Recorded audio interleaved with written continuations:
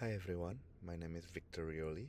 Today, I want to introduce to you my entry game for the Game Jam Plus Indonesian Venue 2025, Numera Castle. At its core, Numera Castle has a very simple premise to follow.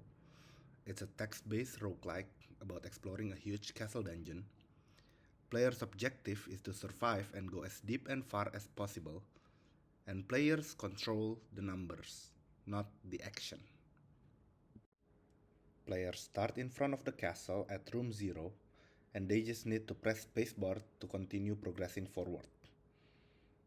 During a run, a player's sole objective is to survive by maintaining their HP at above 0, going as far and deep into the castle dungeon as possible, and inputting a numbers to the corresponding event when prompted. This event could be dealing damage to an enemy, receiving damage from an enemy, or even receiving gold from an enemy's loot. But player always need to remember that they only have a finite amount of number in each run. Now, let us take a look at how each of these mechanic components play out in the game.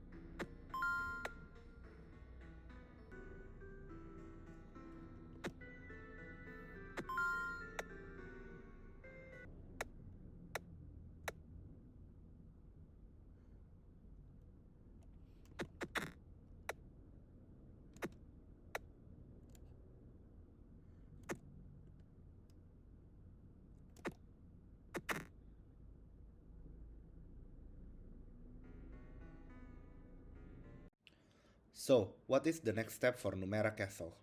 Well, the next phase of development shall consist of the following four elements. One is balancing, creating tangible progression for the game, implementing upgrades feature, and lastly, more balancing. Let's take a look at each one of these points. On the aspect of balancing, firstly, I want to create a more natural level of progression difficulty by making a more robust conditions for each encounter. Secondly, is implementing branching path mechanics between each room to give player more control over their runs.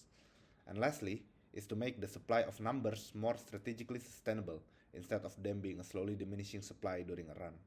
For example, during a branching path, player can choose to either regain some numbers or forgo that opportunity in favor of golds and random boons received after defeating an enemy.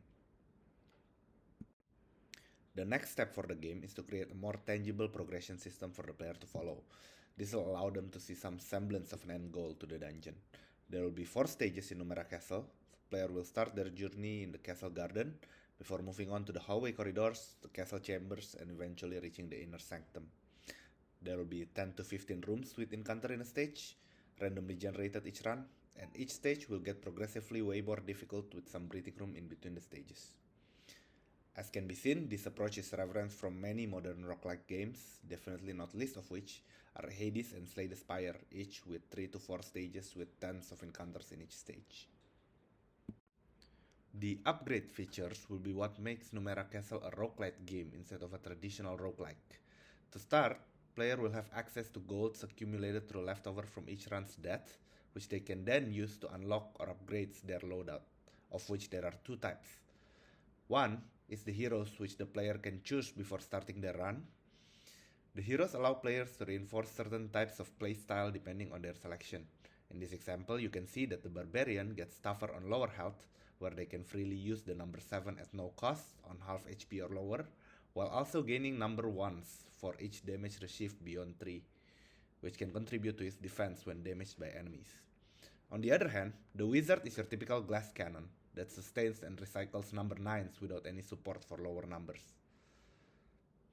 And the second type of upgrades are starting boons, which the player can unlock and equip, albeit in limited amount. These are the boons that the player can start the run with. In this example, you can see a boon that gives extra amount of central numbers at the start and on each rest, a boon that revived the hero once, and many more.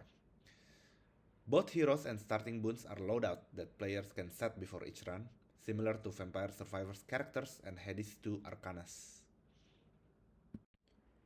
Once all the stages and encounters are set, and the upgrades are implemented, the rest of the work will once again revolve largely around iterations of playtesting and balancing. My current conservative projection for developing all the above features and mechanics, not including the last playtest and balancing phase, is set between 3 to 4 months, after which the full core gameplay loop should look a little bit like this. Players start by doing runs, all the while accumulating gold to eventually have enough to unlock or upgrade their heroes and starting boons, before once again trying for another run to reach deeper and eventually conquer the castle. These two phases of setting the heroes and setting the starting boons are part of the pre-run loadout setup. Lastly, I'd like to thank everyone who has spared their time trying out this little game I make for this game jam, and for watching through this brief future development plan for the game all the way through. I would very much appreciate any feedback you have for both the game and the pitch, and this has been fun. Thank you!